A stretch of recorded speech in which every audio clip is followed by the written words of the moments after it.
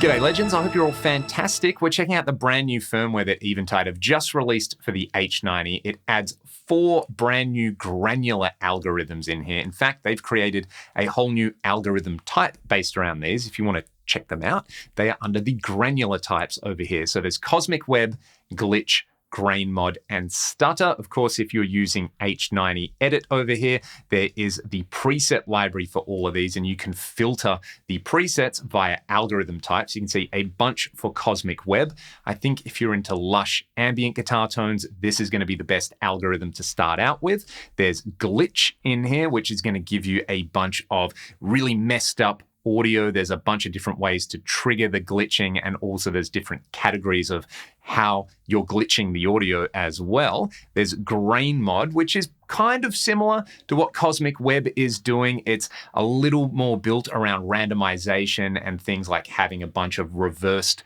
patterns in there. And then there's Stutter, which if you're into Stutter style audio effects on here, of course, it's aptly named over there. So let's start out with Cosmic Web. I'll just walk you through a couple of these factory presets in here. Then we'll hear a couple of presets that I've put together, which just combine a couple of these algorithms together. And of course, you can combine these with all the other algorithms in the H90, which I'll do at the end of the video. But I really like this Dream Ghost preset as a starting point in here. So let's have a listen to it, and then we'll go through the different parameters. In fact, we have everything bypassed, then I'll bring it in.